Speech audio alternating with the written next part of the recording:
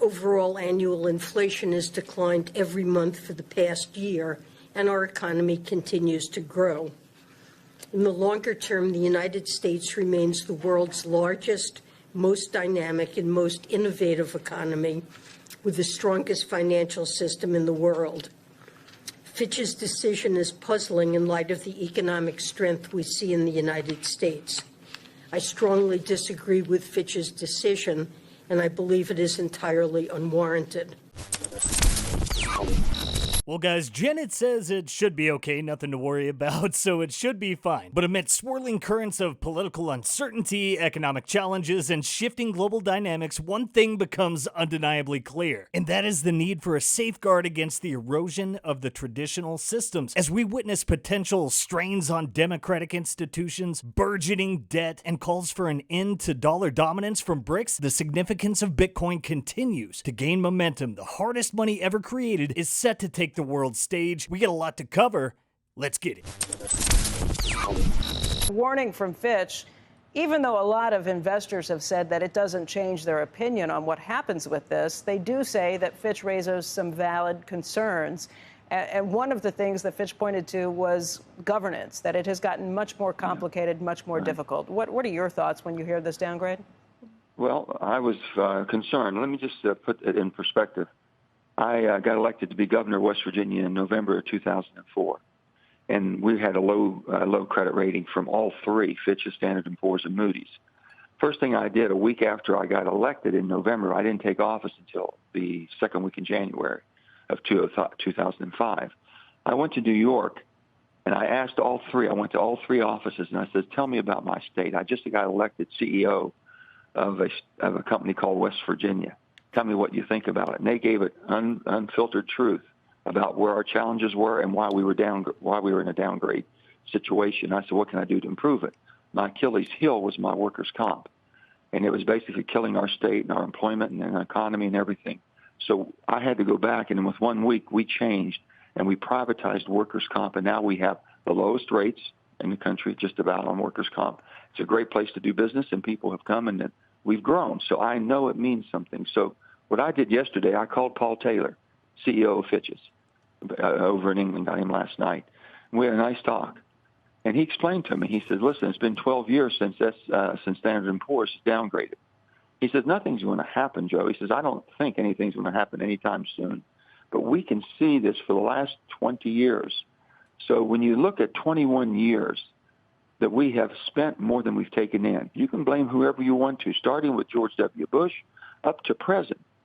Democrats and Republicans are guilty. And we've got to fix this, and we're not taking it seriously.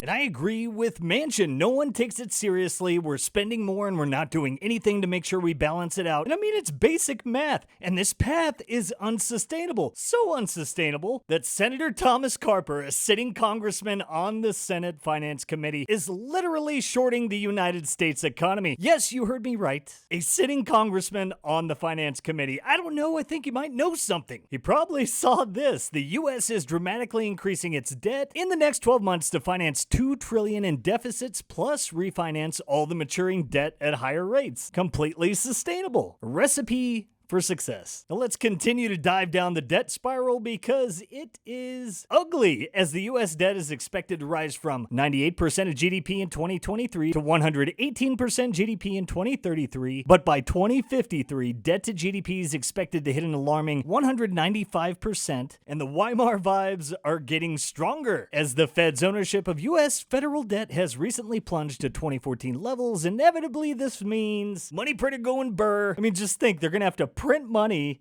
just to pay the interest on the debt payment.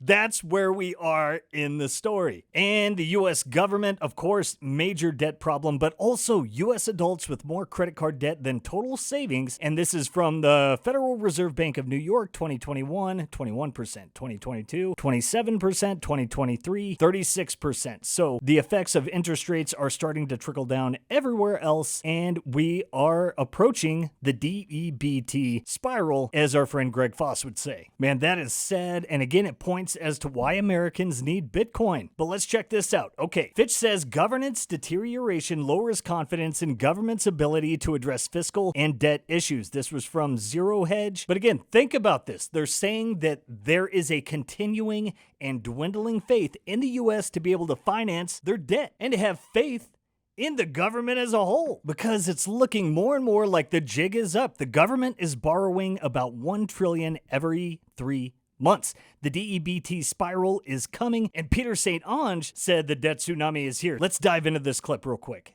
A few days ago, just before Fitch downgraded our spender-in-chief, the Treasury Department announced it plans to borrow what the Wall Street Journal termed an eye-popping amount.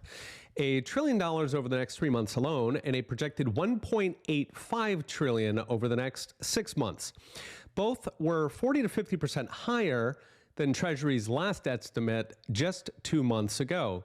Note that was before the debt ceiling surrender, so Treasury may have been lightly cooking those books. UK bank Barclays termed the $1.85 trillion a, quote, Treasury tsunami. Meanwhile, new figures show federal spending jumped 18% in June on the year ago to $646 billion on the month. That's an annualized $8 trillion, which is almost double what the feds collect. Meanwhile, tax receipts also slumped 9% to just $418 billion.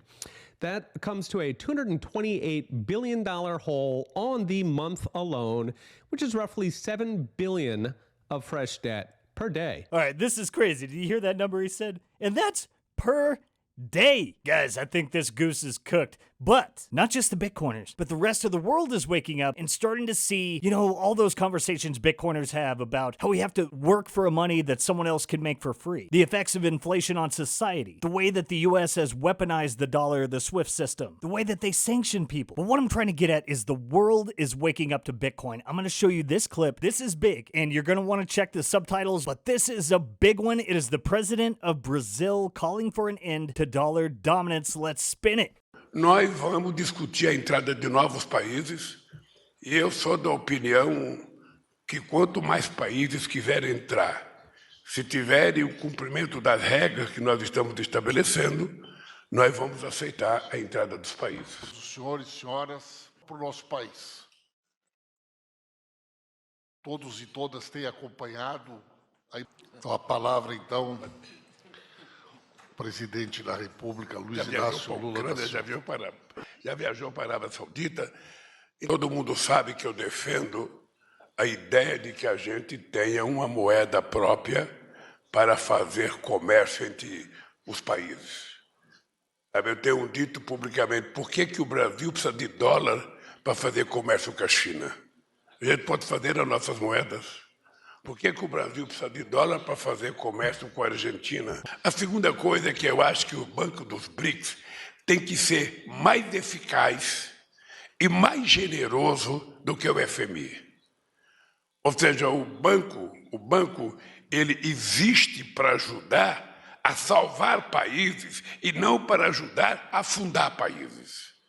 Porque é o que o FMI faz muitas vezes. That is huge, and with building signs that Brics is searching for but may not have found or fully dove into Bitcoin to just see how it meets every requirement and ends the ability for them to be sanctioned by others like the US at a whim and be made poor. Here's the president of Eritrea laying out the Brics case for Bitcoin without specifically saying it. But let's play it. Here's the Eritrea clip. They are printing money. They are not manufacturing anything at all. It's printing money. And this has been one of their weapons globally.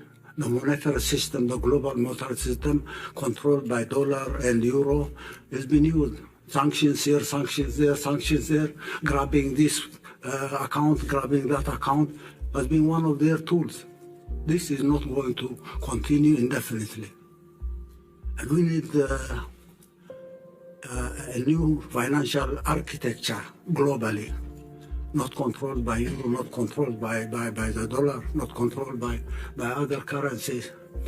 Plus, I'm pretty sure you guys heard about this week, but KPMG came out with a big report talking about how Bitcoin is great for the environment and touted Bitcoin and its benefits, including payments, social causes, and financial inclusion. This is a major deal, and again, another part of all the developments pointing to Bitcoin, from the debt explosion to the dollar losing its status as the world reserve currency, and everyone searching for a neutral, unbiased, immutable money that's decentralized, that no one can control or manipulate. And that is why I still believe we are about to enter the biggest bull cycle in history. But in order to reap the reward, you got to remember, stay away from these shitcoins and scams that are getting slaughtered by Gary Gensler and the SEC, rightfully so, because they are unregistered securities and they're kind of taking them off one by one. But I'm going to let my friend here lay out for you exactly why you should be Bitcoin only and throw all those shitcoins right where they belong, in the trash.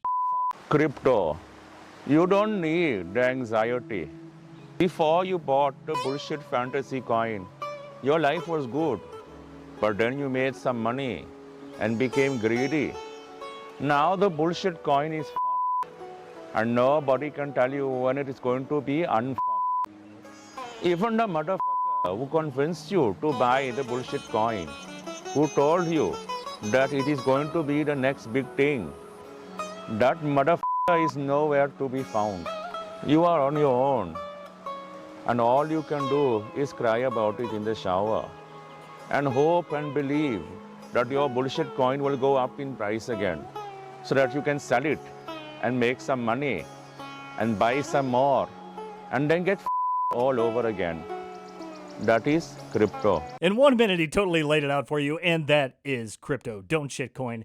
It is bad for you. Now, we did kind of mention election years earlier. Things are going to get squirrely, but I found this interesting from Grayscale just in. The Bitcoin in 2024 U.S. presidential election report said Millennial and Gen Z could be the most critical demographic of voters, but the big thing is why. And it's Americans view money as increasingly important, and other values have declined because at the end of the day, it's the money, stupid. Like those who understand, money is somewhat of a control system, and the current system is a closed system, whereas Bitcoin is an open system, and open systems always dominate closed systems. Go ahead and check out Dell's clip from the other day on Diablo 4 and relating that to Bitcoin with Preston Pish. But as we can see here, patriotism, off a cliff. Religion, off a cliff. Having children, off a cliff. Community involvement, off a cliff. We are it's like Maslow's hierarchy of needs. Until we fix the foundational language of value, everything else is going to be dysfunctional. There's going to be misallocations, and there will be continued economic calamity until we fix the money. It may be impossible to fix the world, but we've seen everything is pointing in this direction, and with a fixed money,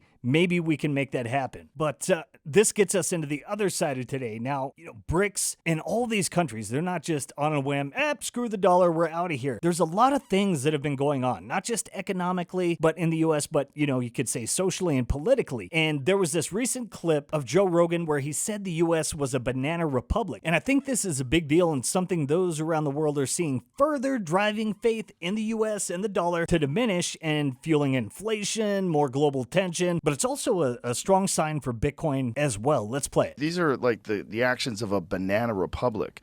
You take your political rival and you arrest him. And specifically, you charge him with things that you're guilty of. Like the documents, like the classified documents.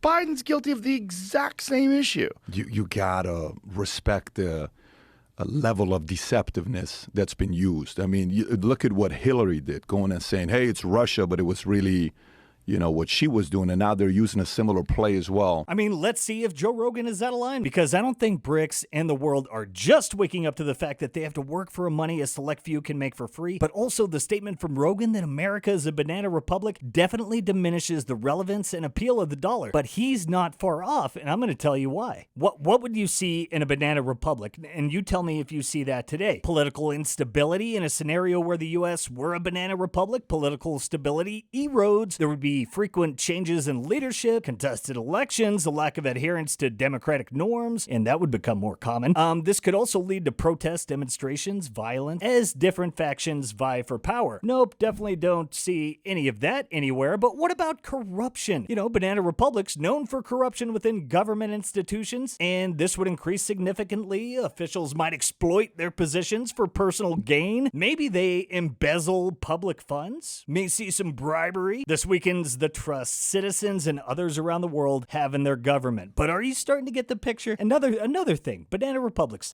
full elite control. Now you tell me, do a small group of wealthy, powerful individuals exert disproportionate control over the country's resources and decision-making? I think that's kind of obvious, but it results in policies that benefit the elite, leading to economic inequality, as we can see record wealth disparity, and limited opportunities for the majority of citizens. Pretty spot on. Also, you would have to be, economically dependent. Banana economies of, historical banana republics, they were vulnerable economically and it made their country susceptible to fluctuations in global markets and impacted their stability. And you look at the US, no real manufacturing, a consumer-based economy.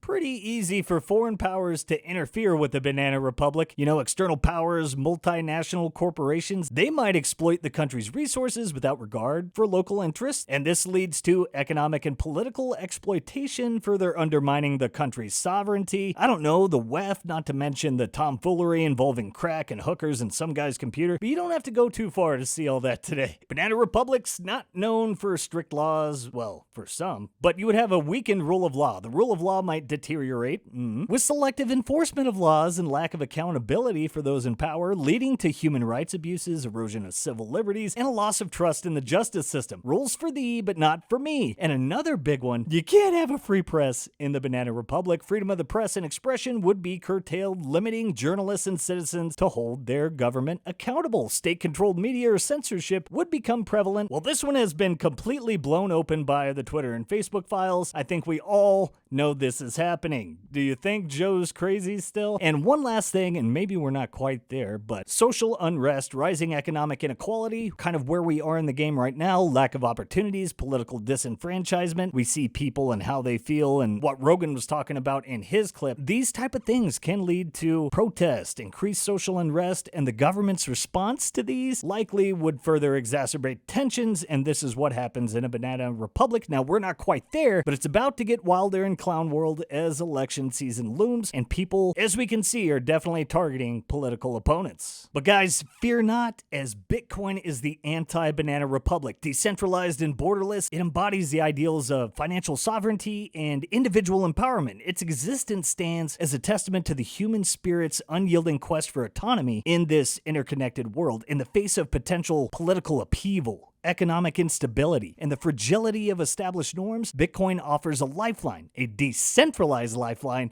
that transcends the control of a few and places the power squarely in the hands of the many. Now, as the traditional financial systems face multiple and further down the line potential challenges, Bitcoin stands resolute, immune to the whims of any single government or institution.